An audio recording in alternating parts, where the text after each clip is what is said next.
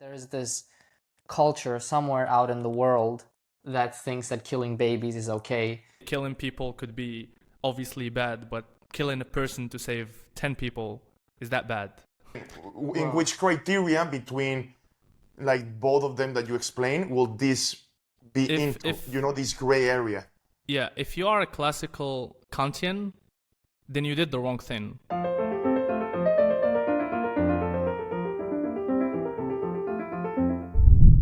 Hello everyone, welcome to the Human Library Podcast. With you, your hosts, Mehdi, Aslan, and myself, Adriano. We're here with another amazing episode, which the topic has been thought of, discussed by different philosophical schools through the entirety of human existence. A very transcendental topic, very difficult to actually try to comprehend in a certain aspect. I guess that after this episode, you'll also have your own questions about it. We hope that's actually what happens. So let's just go straight forward to tell you what the topic of today's episode is. It's morality. I guess I would like to start with the definition of morality, which I will read because it's definitely the definition. What is morality? Morality is the differentiation of intentions, decisions, and actions between those that are distinguished as proper and improper. So I guess we would like to start this topic discussion with this first question. What will be proper and improper for you guys? Like, how the hell would you discuss that? Will you define it? Yeah, does it come from I really liked how you put it there because it's almost puts it proper and improper, there's two sides to it, right? Yeah. And then obviously you're thinking is there something in between?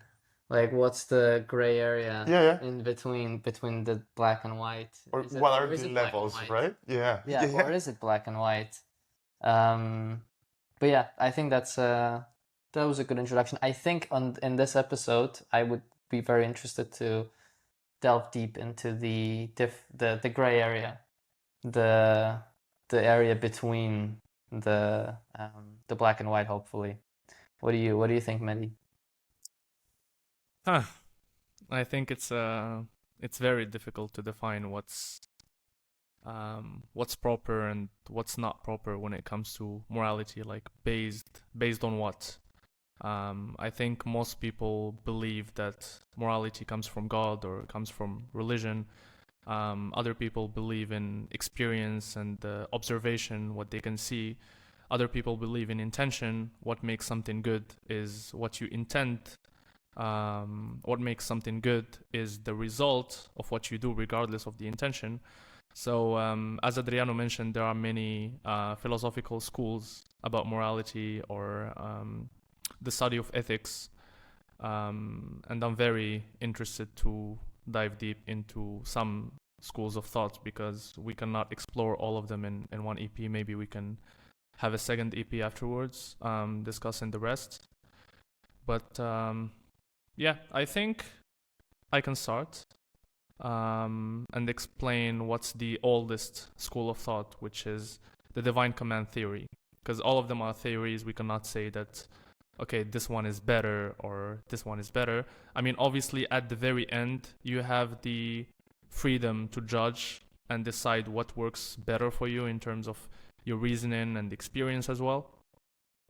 But again, we're not going to be judging ourselves. We're just going to be exploring these ideas. So the very old one is the divine command theory, which says that our moral codes come from God, come from the divine.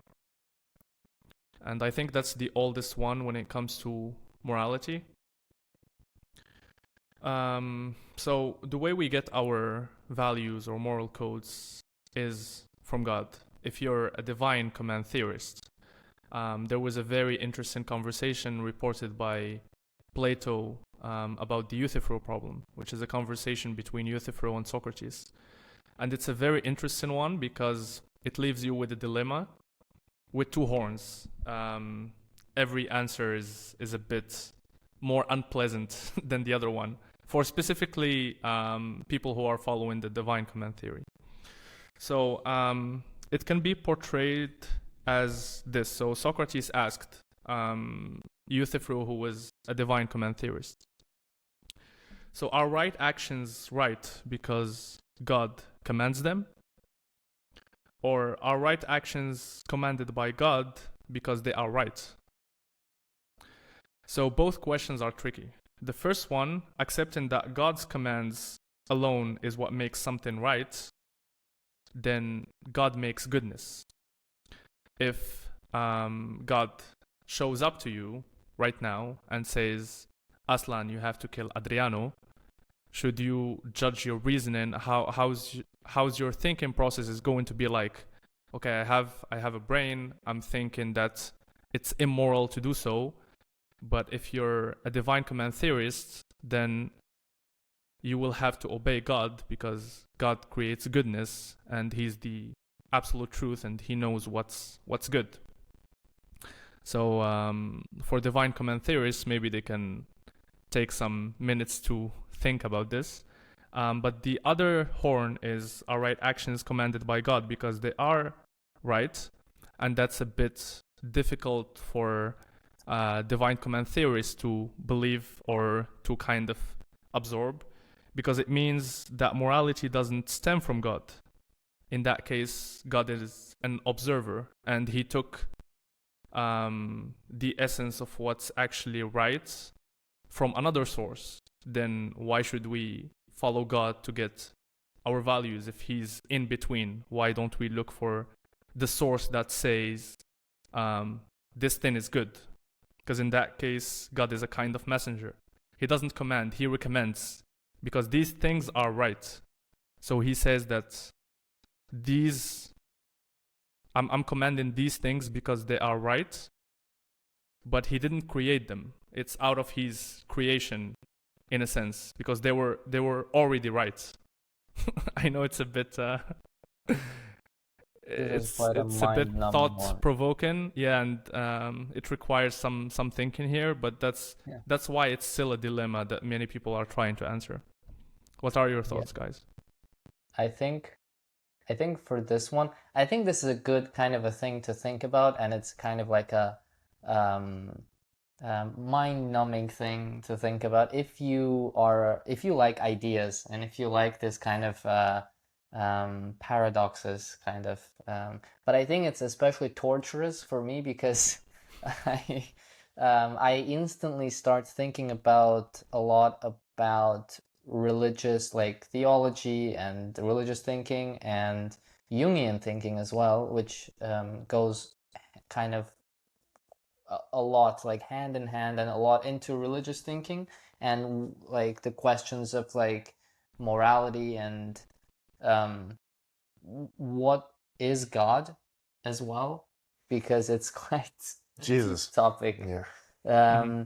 Because if you think of like analyzing religion from the like psychological perspective, which is what Jung was doing a lot, then you are running into these questions like, what does God symbolize, basically, because if we're thinking of God as an omnipotent, omnipresent, all-knowing being, then God cannot be wrong. And everything has a reason and a purpose, right? Yeah, God can't be wrong. So then in that case, it's the first whatever one. God, yeah, exactly. All right, but then you are opening a dilemma, which is like, if God can be wrong, then does He make morality, or does it come from somewhere? Or is it innate, or does it come from somewhere else? And it opens a lot of questions. And I think for me, this is quite a like. I'm really pushing myself right now to kind of think about this right now, but I think it's more like, if you think about morality coming from within us, I think it's something, in that case, it's something that's created throughout a historical process. It's something that evolves. And in this case, God is basically, it acts as your inner ideal, basically. And in that case, it doesn't have to be as rigid as it's omnipresent, omnipotent, it doesn't change. That means it can change and it can evolve, and it has evolved throughout history. Yeah. Because in the Old Testament, this is just some like pure evidence-based kind of thinking. Like in the Old Testament, God is very destructive, angry, even jealous at some points, which is very clearly stated in some verses. And in the New Testament, God completely changes his approach. And you can see here kind of the evolution, which, yeah, it's quite an interesting thing to think about as well, from the Old Testament to the New Testament. And I can go deeper into reasons why, because from a Jungian perspective, God discovers his inner feminine aspect, which has been lost when he created the universe and created everything. He lost, and that's the Holy Spirit in Christianity. But actually, if you go much deeper into it, Holy Spirit is a feminine energy. And everyone needs both masculine and feminine energy. So together you become whole. And in the Old Testament, God doesn't have that. So he's quite destructive and quite, I would say, like, very unconscious. It's like an unconscious force, you know, like destroy this town, burn this, you know, you don't follow me, you don't listen to me, so I punish you. Sodoma y Gomorra, no? Yeah. Yeah. So it's kind of that aspect of it. But then the integration of the feminine completes this process, and then it's Jesus time, where it's God becomes more human, basically. But yeah, I'm going very, very deep into other things here. But it's just something to think about. Yeah, No, just so go, Adriano. Go ahead, and I just wanted to say a couple of things. Like when it comes to morality, I think many moral actions or many atrocities have been committed in the name of God. Many different gods through human history. In a certain aspect is the action and the availability that human can bend its own morality in something that is superior. You know, and this is the thing about like when morality comes from something that is higher than the human itself, even though it's a human construct at the same time, because it's a set of rules and boundaries within the tribe that people should behave and follow. So it could be a type of order and a type of system that will work for the benefit of the many. But when it comes to like morality comes from the heavens sort of aspect of this is good and this is bad, like we were talking in the between, before, then what's in between, like the two extremes of this is okay to do and this is bad to do. But this is bad unless there's something that tells you that it's good to do at the same time for like a higher calling. You know, it is a very difficult way of explaining it at the same time. Also, who is right and wrong in per se of saying like I'm being channelized by a superior being saying to do this, and then someone else is saying like, well, I'm channelized by this superior being to do the opposite, and then like both type of things crash, both mentalities, actions. So who is here to say morally it's okay and morally wrong? You know, like yeah, also like just something out of the topic in a certain aspect is, you know, like who, like history is written by who wins it. I think in a certain aspect also morality, socially speaking, is established by the political whatever group that is in control at the moment, and then moral values and and different actions can always be transformed, bent, or modified according to the perception of the what's better for society in a certain aspect. If you see like history, like in the 1800s, many of the customs were like very normal, and right now today we say like Jesus, that was barbaric, and like prior to that it was the same type of ideas. So like with the human evolution, with the human transcendence, with this transcendental movement of humanity, also its morality and values come along, which is also funny when you talk about God, because also God evolves with it, like at the same time that we move forward. Yeah. And this is in every religion, in every like theological aspect. Jesus. especially if you think of God as, and this is a way of conceptualizing God. You can conceptualize it as your highest ideal, and if that's how you think about God, then it's a perfectly reasonable way to think about it. It's a very secular and scientific way to think about it, which is not. This is not at all theological or religious conception of it, which is also very valid. But I would say that we are living in an age where the majority of people in the West are of a secular and scientific conception. And for them, it's literally impossible to sell them something that has a dogma installed in it. And there's an aspect to religious thinking which has dogma, which is, if you're someone who's like awoken from the religious dream, let's put it that way. I like that kind of phrasing. Then it's like being out of the matrix. I mean, can you go back inside the matrix? Yeah. Right? Like, so you need a new conceptualization of it, and that's something that Carl Jung devoted a lot of his thinking and time into, and that's kind of the mission for the next, I don't know, 1,000 years for humanity, is to reconcile these two differences between the religion and science, because the dogmatic religious thinking, it's very it's very unconscious. It tells you things that you have to take on faith, as they say, and because that's how it is. There's very little explanation, and then there's the scientific thinking, which is breaking down everything, like, why is this way? And if you think from a morality perspective, you can think like, why shouldn't I lie, or why shouldn't I do this, right? Or kill someone. You think about all these rules, right? And in theological sense, the explanation, it's just like it won't do it for you if you're a secular scientific kind of a thinker, right? You need something else, and that's where you need to think about the kind of the it's not fully religious thinking, it's not fully scientific thinking, but it's taking you don't throw out baby with the bathwater. You take something from religion and you take the scientific way of analyzing it, and it can be psychology, history, right?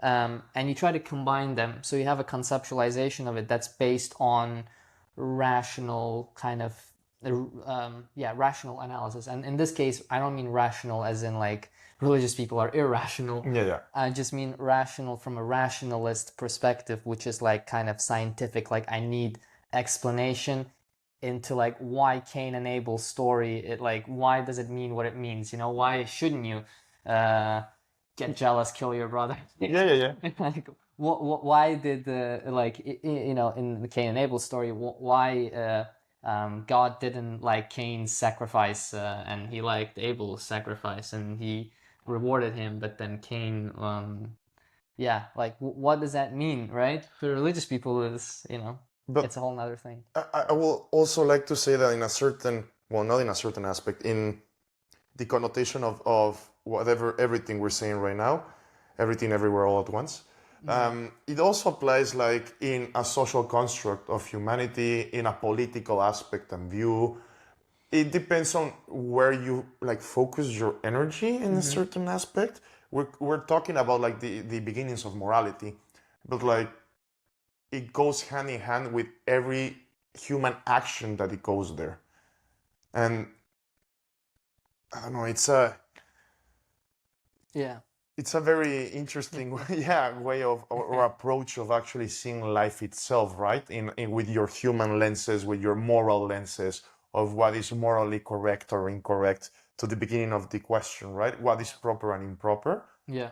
So it will also devise on where were you born, the type of culture that you were born Exactly. into, the language, the religion that your nation is actually part of. Yeah. Like everything is secular to the type of ideology of morality that you have in. So it is also kind of biased in a Yeah. certain aspect. So now you're kind of going a bit into like the subjectivity of it, like the relativism of it, Yeah. moral relativism, where we don't know if um Which moral yeah. is better than the other? Yeah, like is there one morality, or is it all based on like if there's this culture somewhere out in the world that thinks that killing babies is okay, Then who are we to stop right? that and be like, no, because our moral is better than yours? Yeah, that's a huge question, and I think obviously instinctively, at least people in the West, I think a Western way of conceptualizing is that it's wrong. There is kind of like we have a thinking, I think, in the West, and I think this is kind of also Judeo-Christian relevant, which is like there's innate kind of morality, even though modern day people don't really say that it comes from God. It's like from the mass, right? Everything that is against like the group then is immediately wrong. Yeah, there is it's like such a messed up thing right now where people have a belief but they don't know where it comes from. It's like, but there's something instinctually inside of you that tells you that, hey, like this is not okay.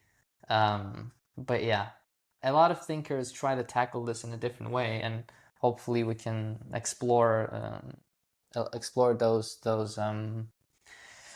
ideas as well. But do you want to chime in, Mehdi? Yeah, please. We went I to actually took notes. I took notes because there are a lot of things to unpack in there. Okay, so about the divine command theory, obviously there is a kind of perspective by everyone about God, right? But when it comes to morality, we talk about the documented religions in which you have a kind of menu of these are morally good, these are morally bad. You have some comments. So what I mean by documented, obviously, we have books like the Old Testament, we have the Bible, we have the Quran, and obviously other religions are also documented historically. So when you open the book, even though we think that God evolved in terms of our perspective, but the documentation stays kind of still until we try to decode it and adopt it basically in our modern world. And that's why Sam Harris has this critic over like cherry picking in religion, because you might agree with some stuff, but then you're gonna ignore the other stuff because you're biased to your reasoning and at the same time having a belief, because it's hard not to have a belief. There is something that you mentioned about the ideal, and again, that's a perspective, and I find there is a kind of contradiction in there. So if you have this faith that there is an ideal God, right? And at some point, your reasoning behind doing some actions or the moral codes are not very aligned, and you can think of a better version of this ideal God, then this ideal God is not really ideal. Because if he created you, then he should be able to give you the finest version of his idealism, let's say. And if you, as a creature, as a human, you are able to think about a better version of God himself, then there is a kind of contradiction that kind of plays in your mind, like, okay, what the fuck? Like, I'm getting all my knowledge from the divine, but I'm able to think about a better version than the divine because my reasoning tells me that there is a better approach of morality, for example. There is something you mentioned at the end of what you were saying, Aslan, which is there should be something in us that says that, okay, something is good or something is bad. And I think that was the advancement done by Thomas Aquinas in the second theory that I want to talk about, which is the natural law theory. So he was a theologist in the 13th century and he was Christian. But he believed that being a good person is God's plan for us, right? But at the same time, he was bothered by the idea that if you cannot really, if you're not exposed to God, then should we think that you don't have a moral code at all? Like now there is a kind of like social media, we can get exposed to many ideas or many ideologies. But let's think about the 13th century, for example. If you don't have the knowledge, then are you going to be a sinner your whole life just because you don't know of this religion, for example, which he refers to as obviously the Bible because he's Christian. But he was bothered by this idea.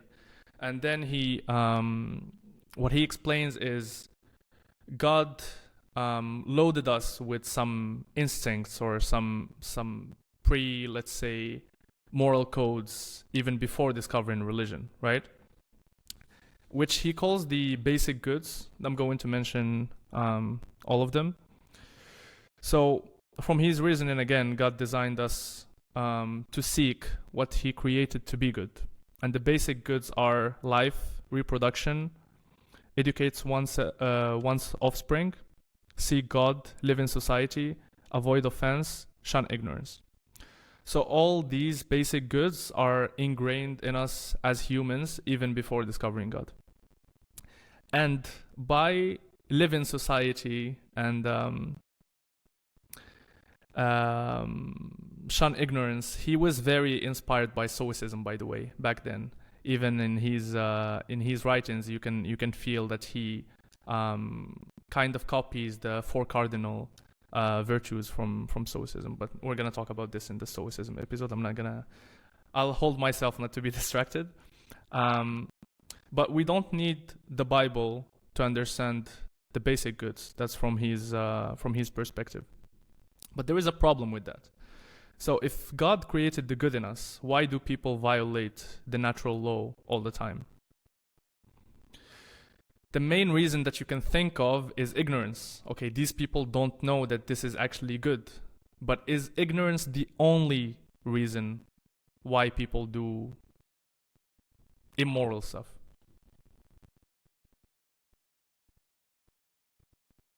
Go on, Sean. That's a deep one, but Do you want to think about it? yeah. Okay, I have some stuff I want to mention. Okay. Mehdi, this episode, Mehdi is just hitting us with like tough questions. Yeah. We're just Yeah. flailing around for 10 minutes. Okay, I was waiting for this. It's like his revenge. Yeah. I have something I want to mention about the basic goods, which I really liked. I didn't know this one, but I think to me, what I instantly thought about was archetypes, because if you think of archetypes, and well, we all know what archetypes are. It's a very common phrase, but it comes from mainly Jungian psychology, and we are born. And what archetypes are is it's basically the idea that the same thing as basic goods. We are born with innate. It doesn't say if it's good or bad. In this case, it puts them as goods, but it's actually not the whole picture. They are kind of basic programmings that we're born with that are inherited from our ancestors. And those are basically archetypes. And you can think of like, I can even mention something as simple as like, you don't need to teach a baby to, like when you're breastfeeding a baby, it knows. Or hold its breath when you throw them in the water. Yeah. It's an instinct, a It's natural act. ingrained, right?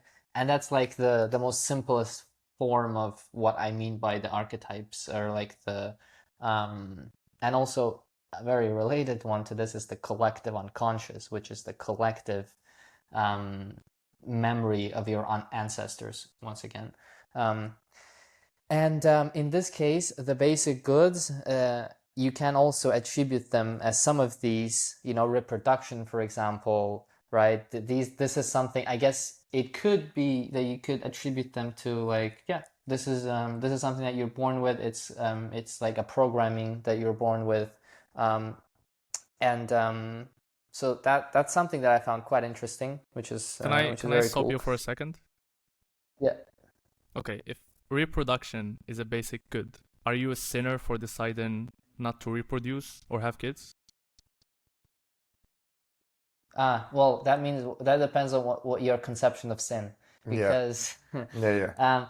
I think in a religious sense, if let's just hypothetically assume that in a religious sense, reproducing, if it's, if you don't reproduce, it's a sin. Although I don't know, I'm not an expert on theology or Christian thinking, so I wouldn't know. But let's assume if it is, then, and you are a sinner for it, then that's the religious conception of it. But usually, what the religion conception entails is there is an ideal. There is and in the case of Christianity, right now it's Jesus, basically. That's the ideal. That's the ideal archetype to strive towards. And we can break it down even more, but I just, for the sake of this example. So, in that sense, you have an ideal, and you have certain behaviors that can get you close to that ideal. And in Christian sense, in a religious sense, I know it's not the most flexible system, but it would be a sin because, we want to do things that maximize our survival, that bring you close to a certain ideal.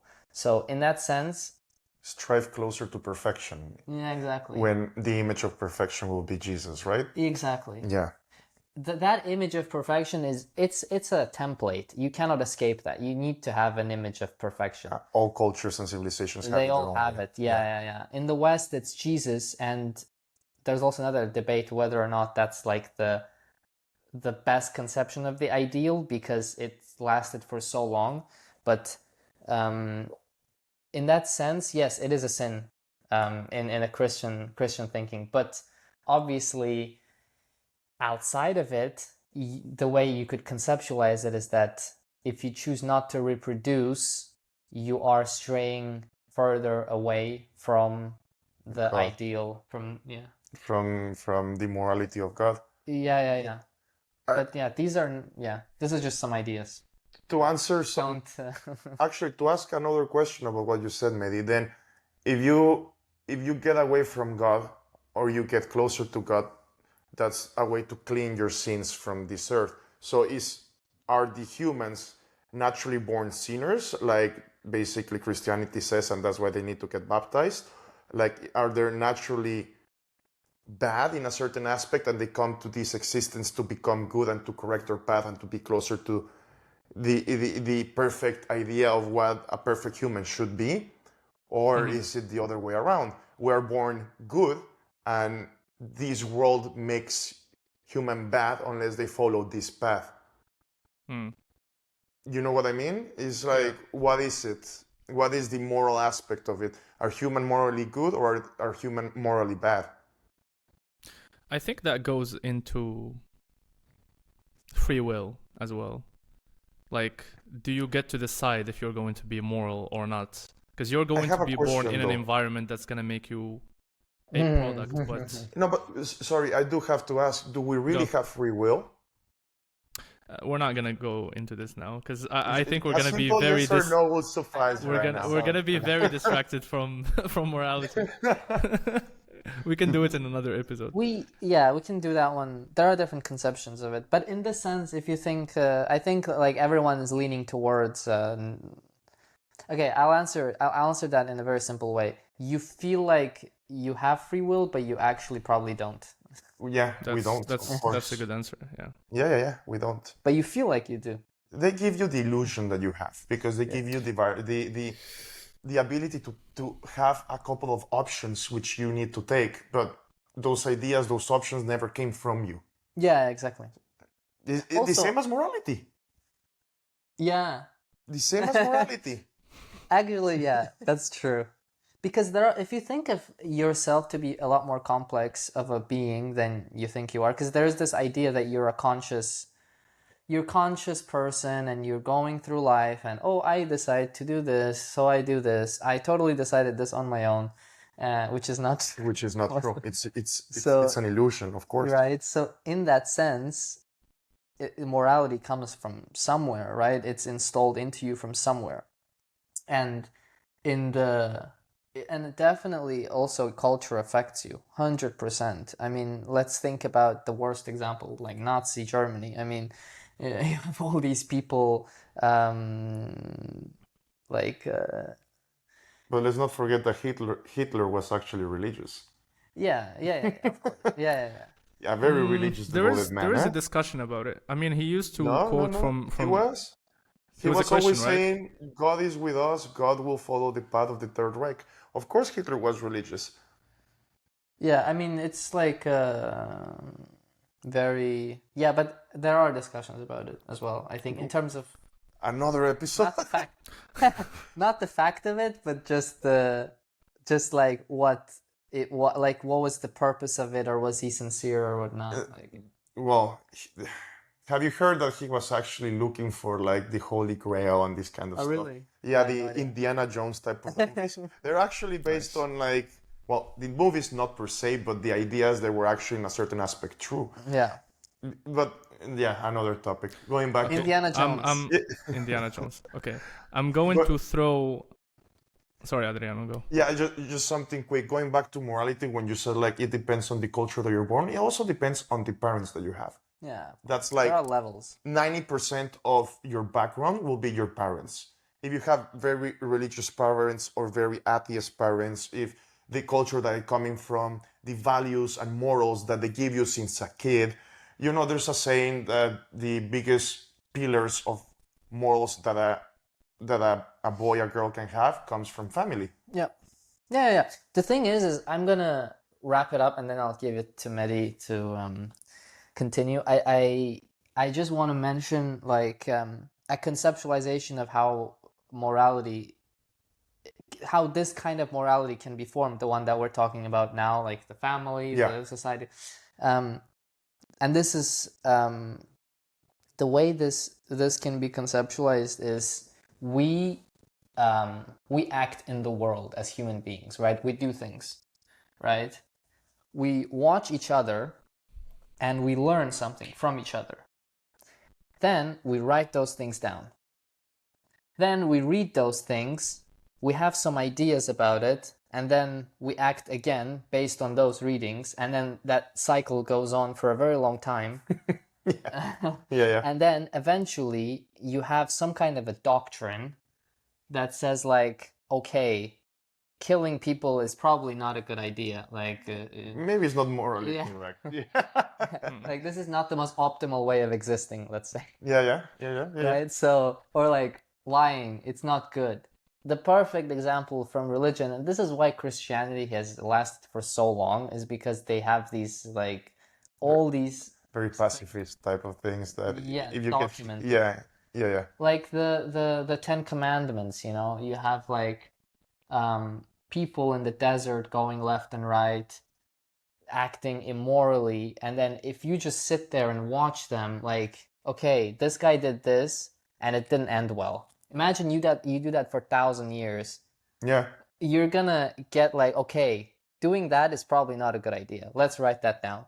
Like, it's kind of like this kind of and I think that's kind of what, to a certain extent, the Bible is in a way. But that's how this kind of morality it can be formed. It's based on actions. And in the modern world, we do a lot of the same stuff with the movies, with the books. It's acting, observing, learning, acting again.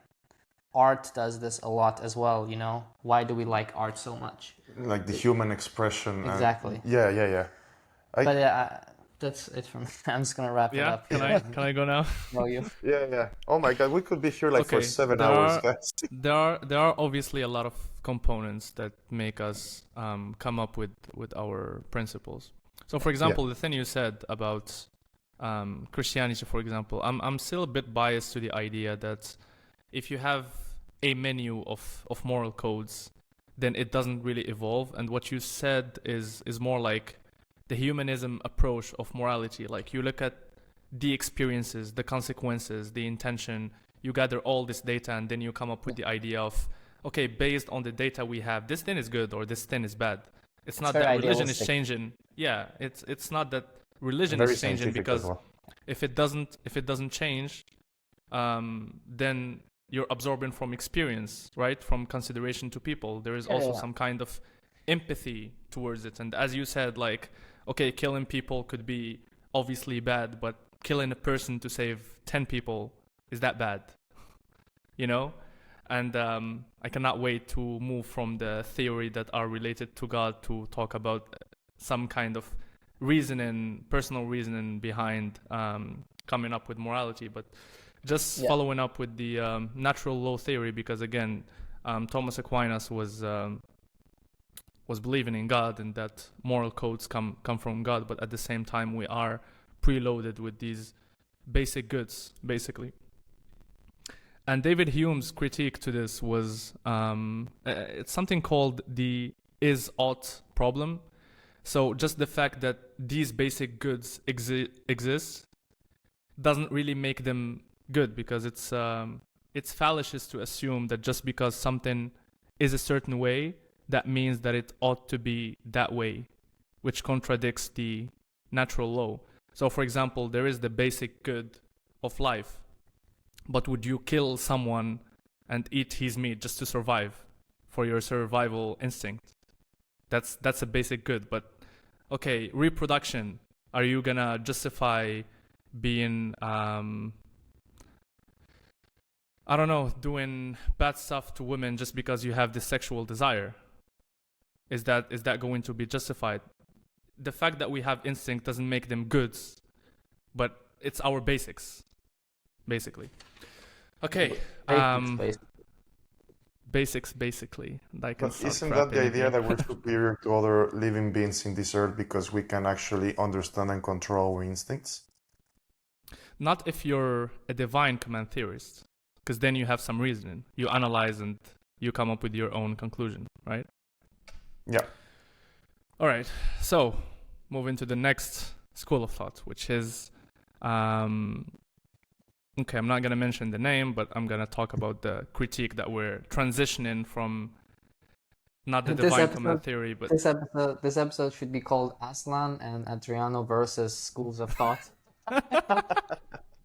And my name in this episode is Schools of Thought.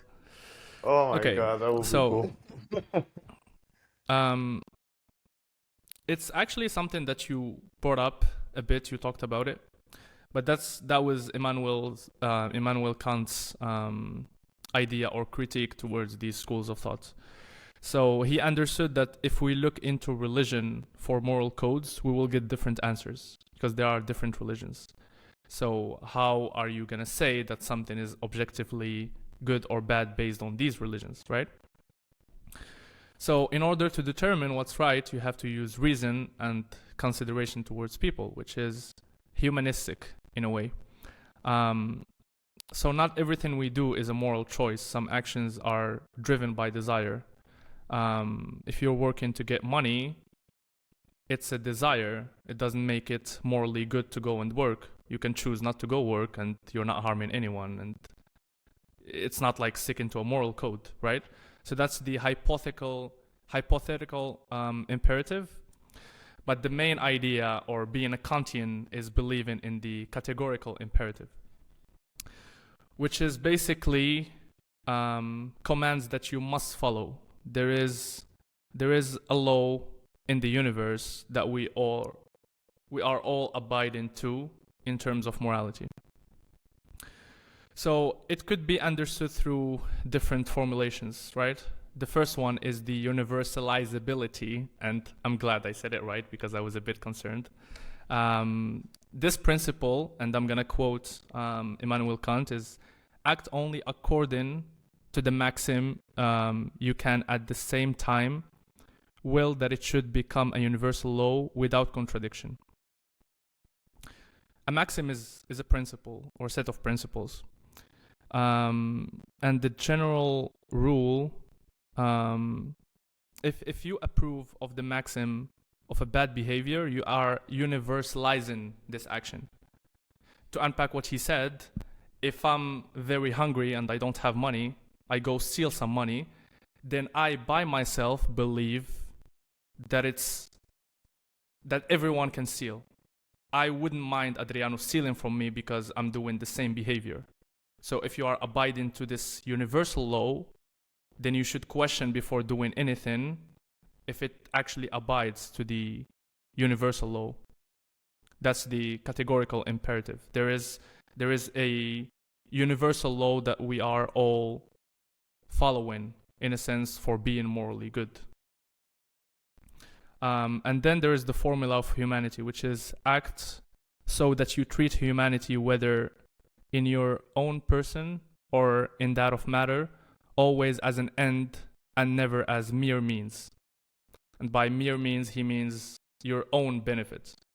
So, for example, if I want to ask Adriano to give me some money, I have two approaches. I can tell him the reality, like I need money to buy a ticket to go to a rap concert, which if he's a bit, skeptical about this decision, he might say no. And I can take the second approach and I tell him, okay, I don't have money to feed myself. Can you loan me some money?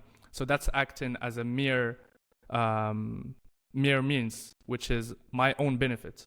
Because in that sense, and this is what I like about this Kantian idea, is that you don't let the other person the ability to judge by himself and decide according to the universal law.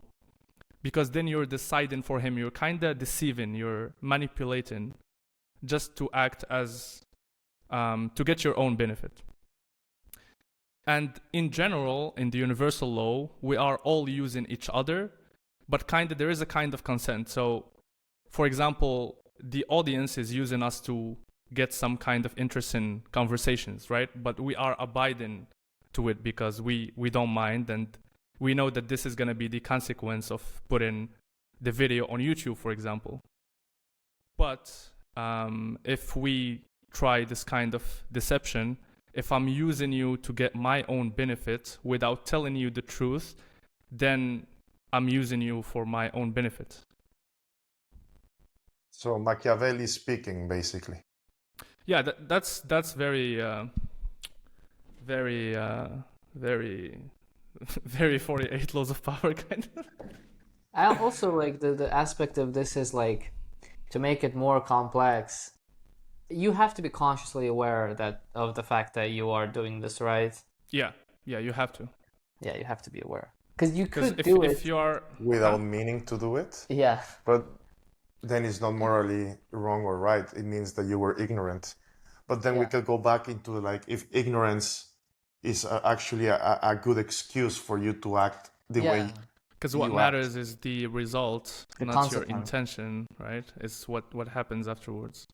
Yeah, in that sense, being ignorant, it also, like, if you're a consequentialist, then if it's the same result, it doesn't matter how you the intention got behind there. it, no? Yeah. Because I know a lot of people that do like the stuff that Robert Greene talks about. Yeah. But they don't know it. Like, you would read them the chapter and they'd be like, oh shit, like, oh, I learned so much. Like, they don't know that they're doing the stuff. Like, okay, I have to take this position of defending Robert Greene. We're just joking, by the way. He's exposing the laws of human nature. He's exposing the laws of human nature. He's not asking people to be immoral. Yeah, of course. Or any sort of things. Yeah. But as you said, to make it complicated, to make it more complicated for this universal law, for example. So if you believe that lying is bad, then you should not lie. And to go to an extreme case, for example, if I'm, and this example, I saw it in Crash Course just to give them some credits. It's a good channel, and they explain a lot of philosophical thoughts. So if there is, let's say I am with, and I'm going to mention Adriano again just because he's a good friend of mine, not Aslan. So if I'm sitting with Adriano in the house and Aslan comes in as a criminal, right? And I know that Adriano is in the house, right? Aslan asks me, is Adriano in the house? And I know his intention that he's looking for him, right? So if I lie and by any case Adriano takes the back door, right? And Aslan believes that I'm saying the right thing and they bump into each other outside, then I'm responsible for his death because I didn't abide for the universal law, because I lied and I should not lie.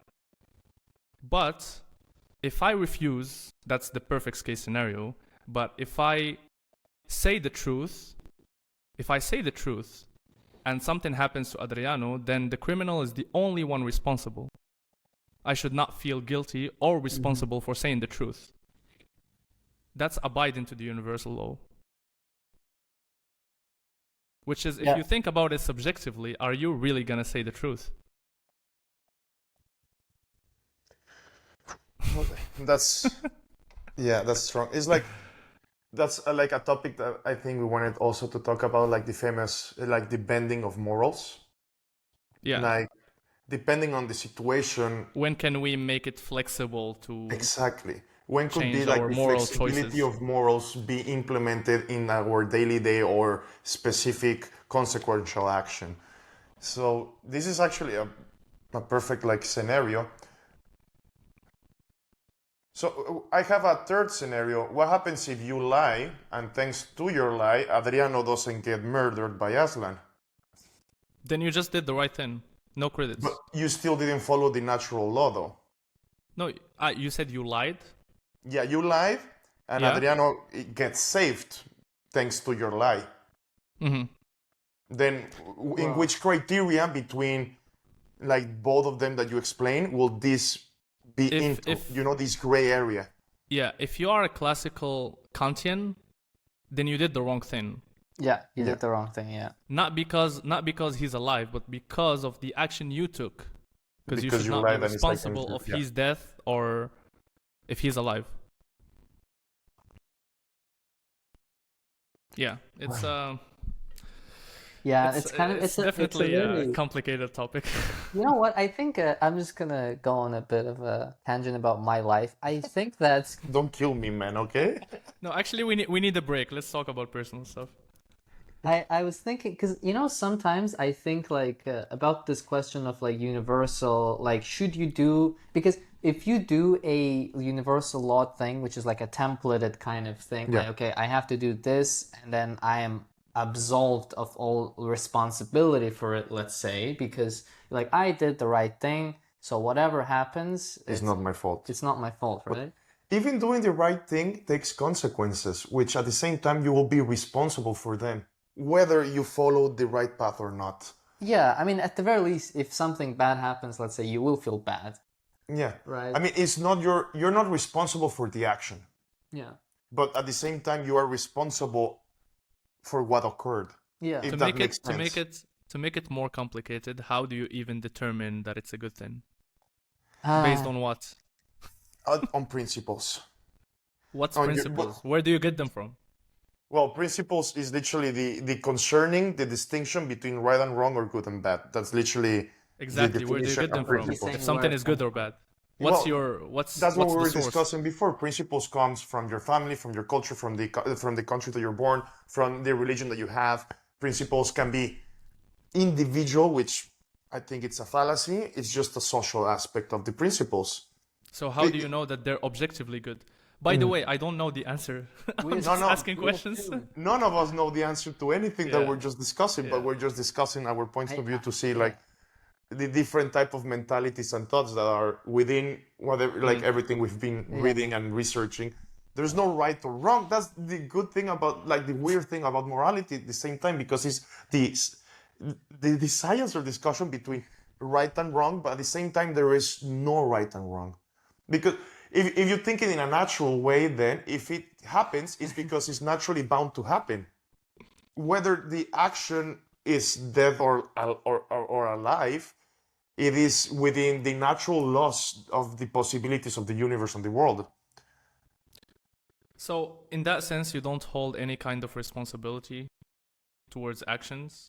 No, yes, you have, but you hold responsibility to actions, but if you hold responsibility for the execution of the actions, the consequences of the actions, if they're allowed by literally the universal law, by the universe, then it's meant that, it means that they're meant to happen in one way or the other.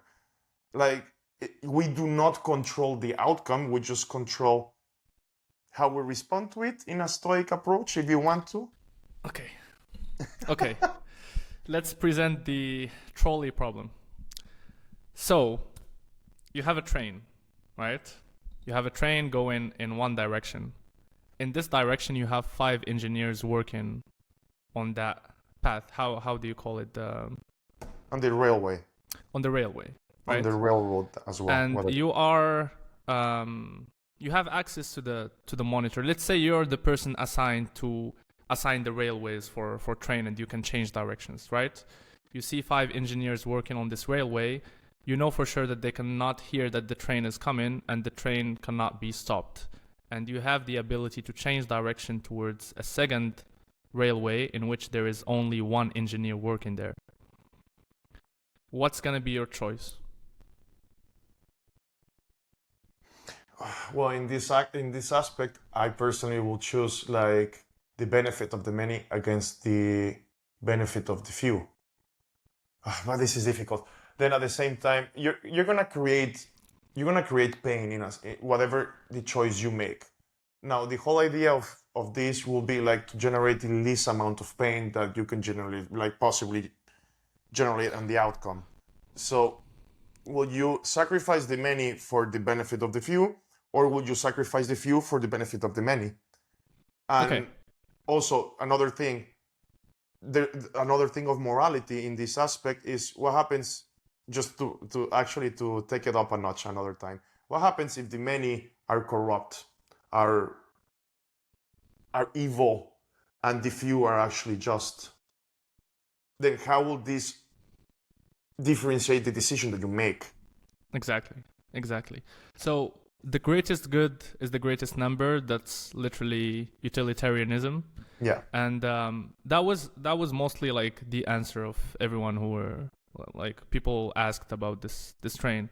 And then there comes the second question, which is, okay, instead of you changing the direction, you are on a bridge and there is a huge engineer, let's say a fat guy, and you know that if you push him, you can stop the train from going to kill the other 5 people, but you're gonna be killing this person. Other engineer. Yeah. So what action would you take? And many people said, just not to push more pressure on you, Adriano, many other people said they're not gonna do it. They're not gonna push the guy. Oh, really? But if you think about the action, it's not really different.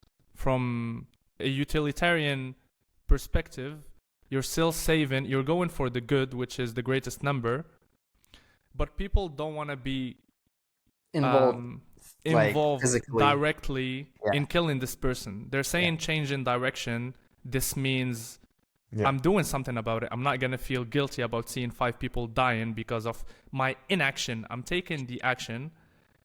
So I'm getting involved, but in a very far from what's happening. But if I get involved in taking the action of actually pushing a person, which is the same result, I'm not going to do it. You know, we have a saying that goes like, who is responsible? The guy who cuts the cow's throat or the guy that holds the cow down? So it's like the same way, like who is more responsible in this case? The guy that commits the action of slaughter, or the guy that holds the animal to get slaughtered, is kind of the same way here. It's a very complicated situation, because if you think about it personally, whether you take an action, whatever the action is, or whether you do no action, the guilt and the responsibility that can come afterwards is just huge. Yeah.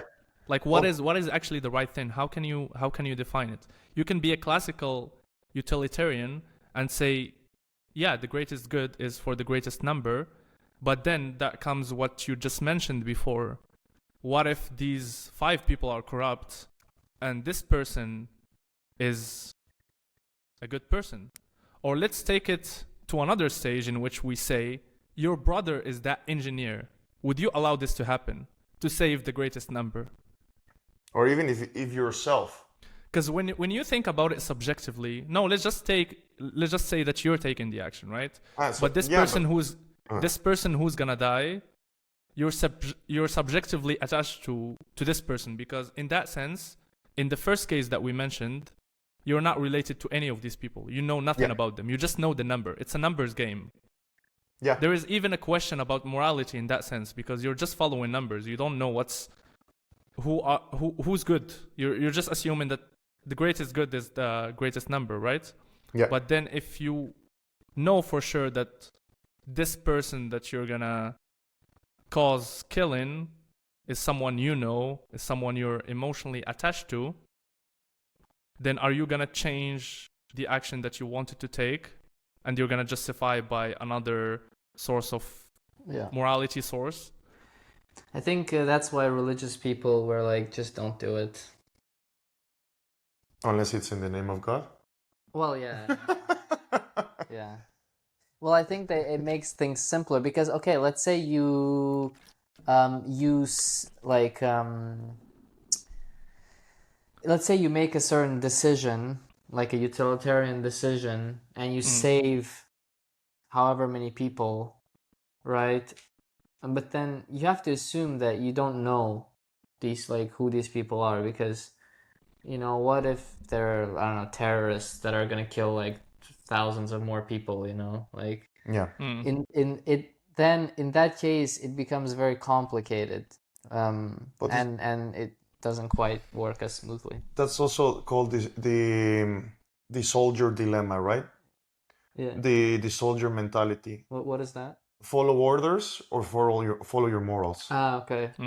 Okay. Yeah. You know, it's like whether the action that you're gonna commit, it's your responsibility because you're following the order from your captain, from your general to do it, or is it against the morals of you and your principles as you as an individual? And then we're coming to this thing where, like, which outcome is best, or like and who holds responsibility at the same time, he who commands the execution or he who executes.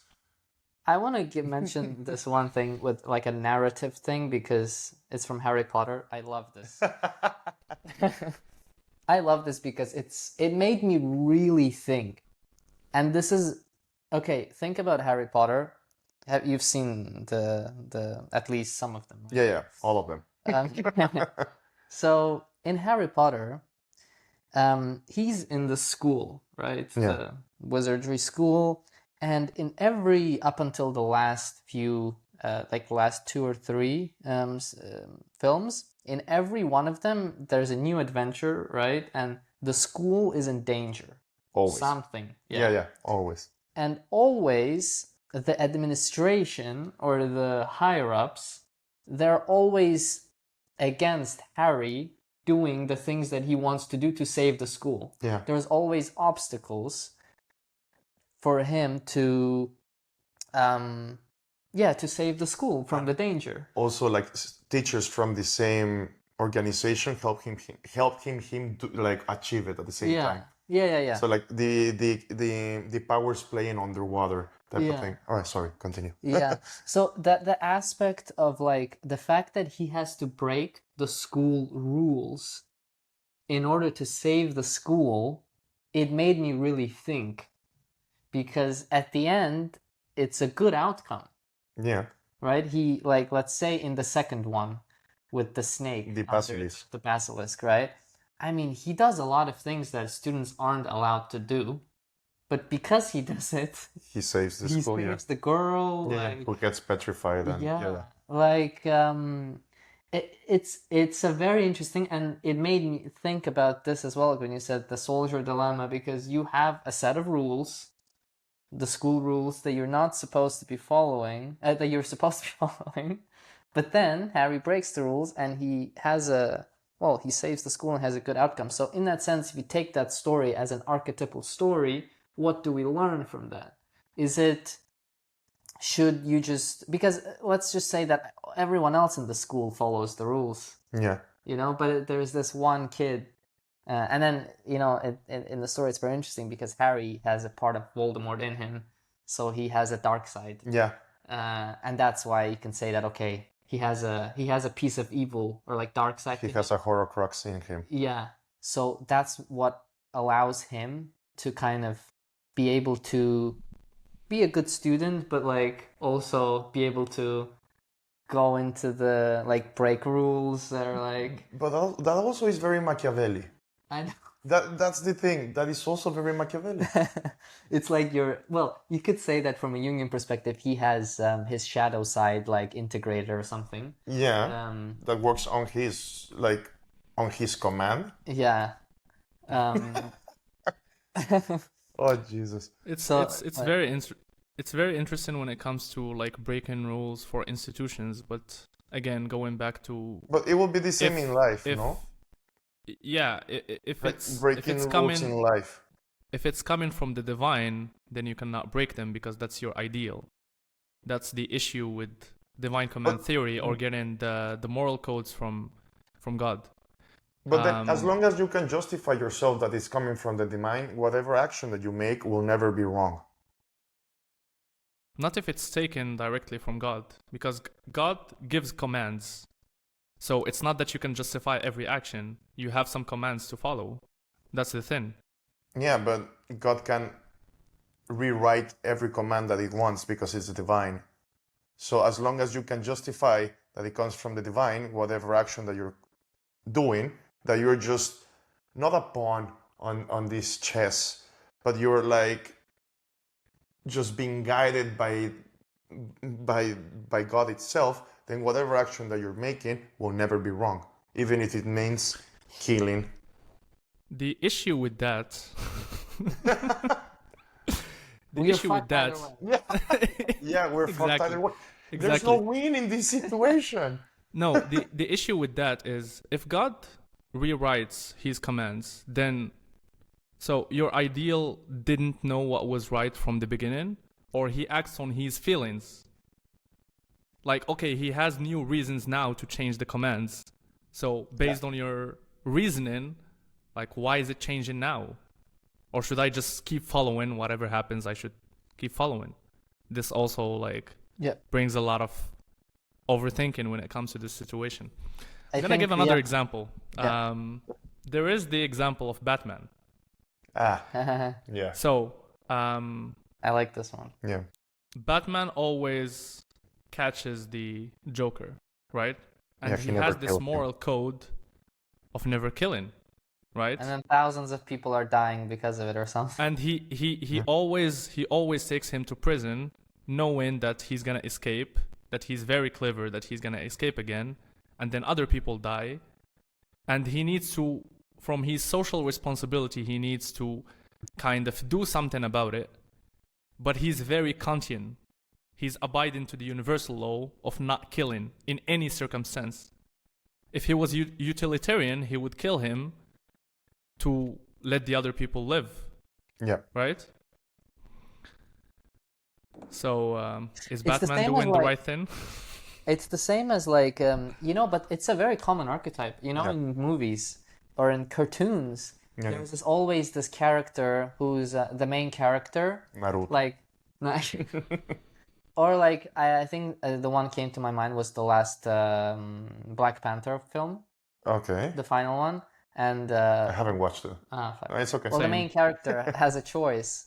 There's always in films and cartoons they have a main character and there's an evil guy who fucks like with their family or their loved one, and then they want to take a revenge. But it's like the And then- same character, just in a different mirror.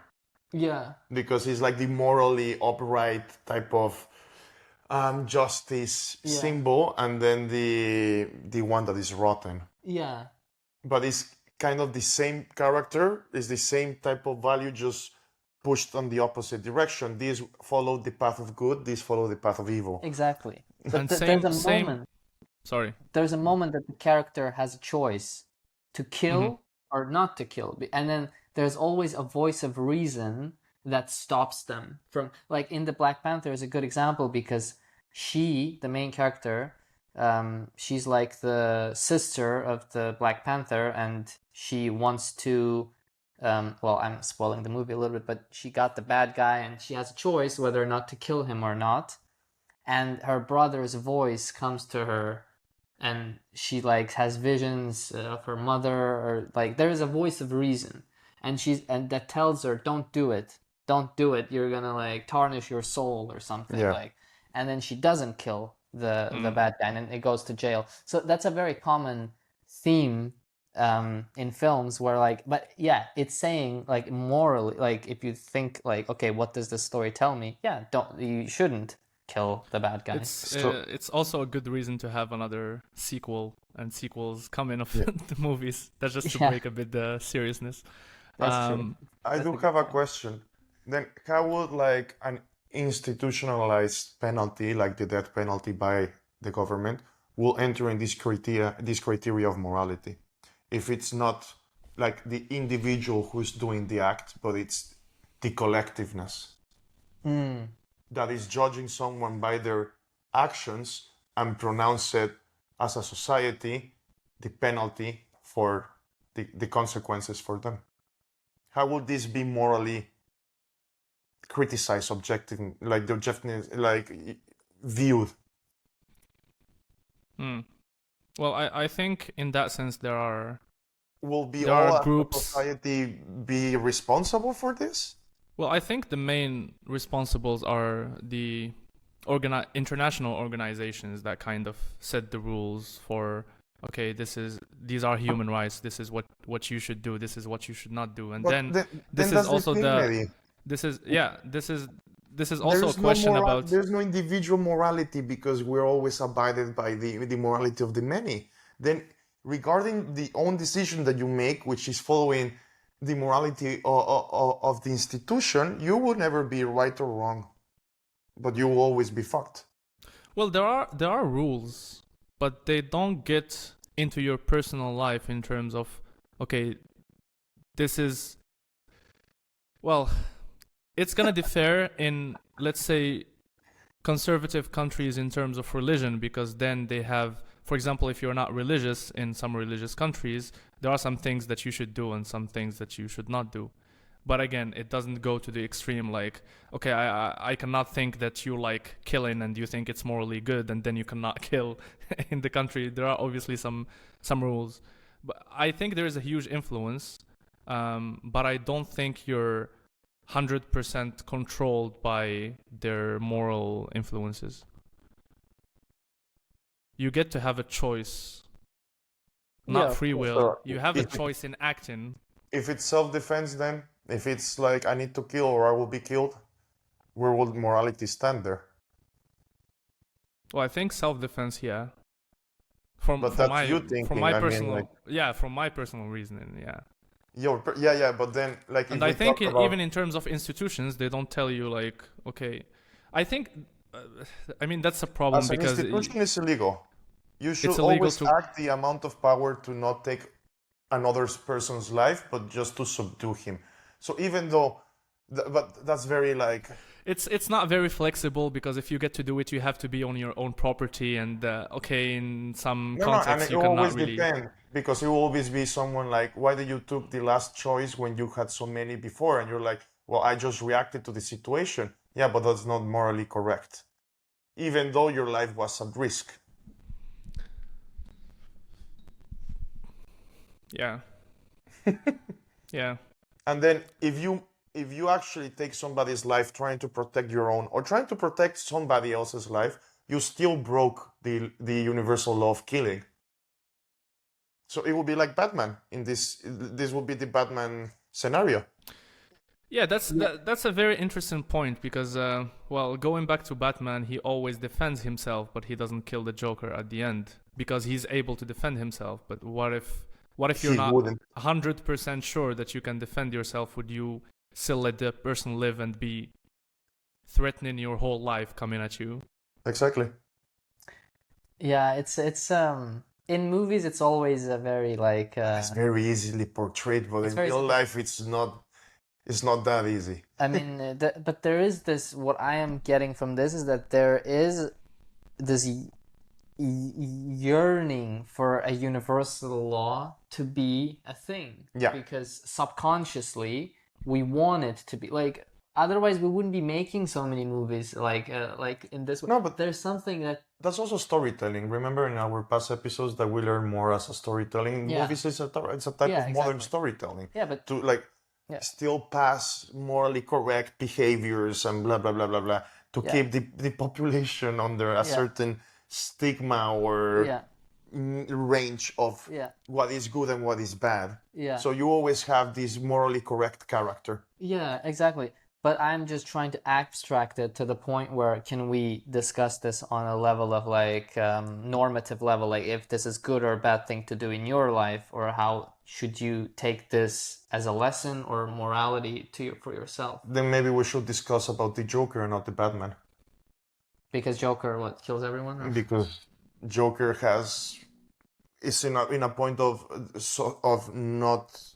It's how you say it's in a point of no recovery. Yeah. He's already so far gone and like ahead, Yeah. and he broke every type of moral structure and construct society had for him, Yeah. and he created his own, even though they're like against the mass. Joker is the Lucifer, like the devil. No, There no, is no, I don't something think it's there like is that. something interesting about the Joker because he was always the villain until the movie The Joker came out and everyone had empathy for the Joker because you get to see his background and the fact that he's a product of all the events that happened in his life. And So it's at a the product very of end, society at the yeah, and same there time. is. Well, I just thought about something else. There is a book called the Confidence Game. I don't remember the guy mentioned in the story, but this guy, he's a neuroscientist and he did a lot of X-rays on serial killers, right? And he noticed that there is a common thing in their brain activity that he can see in his X-ray, that they are born psychopath, right? And he did his own X-ray by coincidence, by accident, and then He's in that he saw criteria, the right? similarity. He saw the similarity, and then he started asking his surroundings, and he discovered that they've been all like telling him that, dude, like you act like a psychopath many of the times. So he's a functional psychopath, but this is also like a moral dilemma. If you are born as a psychopath, meaning that you're more prone to be a serial killer, let's say, or to kill someone. Okay, how should we judge that case if this person is born like that? That's a good one. I think I think I've read This conversation is such a mental masturbation. Yeah. no Yeah. someone addressed that point. I've read I think Sam Harris who was talking about that, because in his book The Moral Landscape, he talks about this kind of thing, because he's saying that some people their brains are not Malfunction. wired. Are they right to do it or not? Or like, I think if we invent a pill that you can take or some medical procedure that can Lobotomy. that does happen. That's how they used to do it before. Yeah. When you went to a psych ward, ward, I think, right? I mean, it's not, they make you stupid, basically. they make you stupid. Yeah. If there was a way to do which it, gonna make you happier? yeah, if you look at it as an illness, because like the thing is that like if there's a cure, you can look at it as an illness, and in that sense, But it's I will say something, especially about like psychopathy that we're talking about now. Maybe in our modern situation that we are right now, we don't have very much use of them. But in the past, you were reliant of having psychopaths in your tribe, because who was gonna defend you when you were gonna attack? Who's gonna be doing the attacks to get whatever you needed for your city or whatever? You needed to have these crazy bastards that will just go berserker like the Vikings type of thing. So like also if they exist, it's a natural thing and it's a natural selection. Whether it's wrong or right according to our human behavior, our human ideas, they do exist. So by natural law, they have a right to exist in this world, right? But I mean, they have do the right exist. to kill people. According to them, yes. According to us, no. Who is right or wrong here?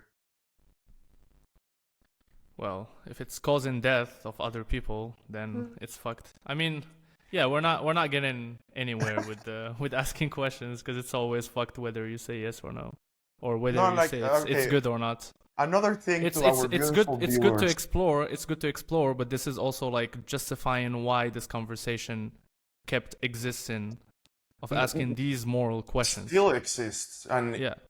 the thing I wanted to say to our beautiful viewers is that I don't think there's in this type of question there's a right or wrong answer, or it's just to make you think and to have this rat like spinning in your brain to make you actually open wide your view of how complex and easy at the same time human behavior is. Yep.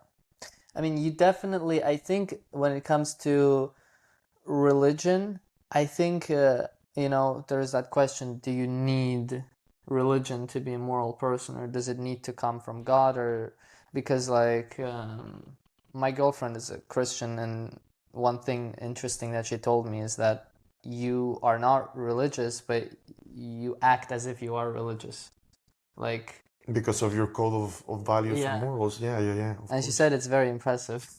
Like, because I mean, as to her, as someone comes from a Christian background, it's like I have the precepts, let's say the moral behaviors that I don't think every day. Like, I personally would say that like there's a certain moral code that I live by that I don't think about it consciously every day. Like, um, like, okay, let me just read about this. Should I do this or not? Like, Yeah. there is an instinct that tells you like, okay, there's something here, like, your body, your mind, there's like physiological, and we're getting into the Crime and Punishment also is a good example of this.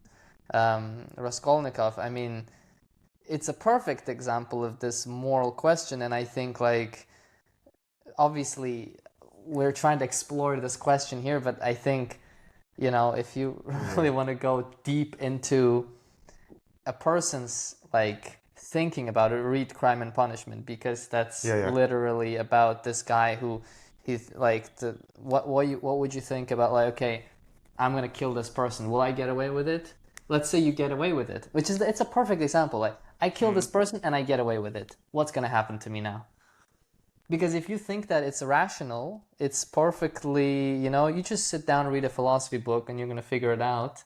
And you're going to just have a debate, and with your friends, and you're going to go like, I know this, like, but then The book, application of it's different in the book, and in the book it's not that. So it's a very, very difficult question, because it goes into the aspect of it that's, is it just rational thinking about this, or is there something deeper to this? Yeah. Something innate.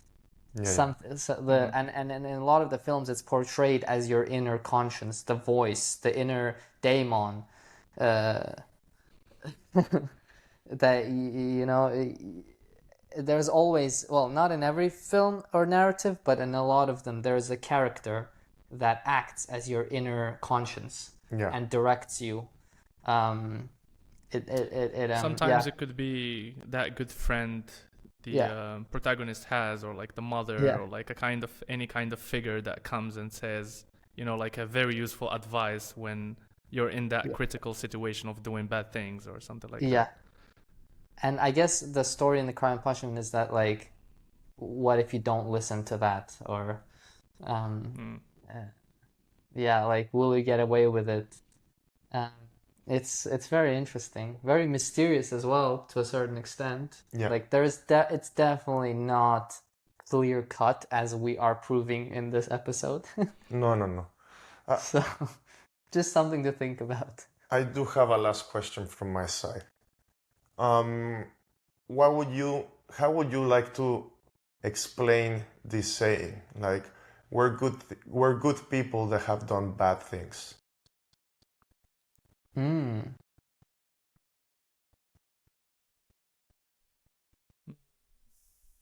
love the silence. No, obviously, like, it requires a lot of good people thinking. that have done bad things. Like in the moral subject. I think I would They're still say morally wrong, even though they're from good from people that my have done bad things. perspective, I just understand by now that doing bad things is just natural. Like you cannot avoid it. It's something that it's just gonna happen. But You doing bad tried not. things, yeah, like you just, it's exactly as the observation process that we mentioned. You look at something, you see that the result is bad, or you see that it not causing good things afterwards, so you learn from that. It's same as doing bad things yourself, because you learn from them. The thing is, how would you measure these things, like these bad things?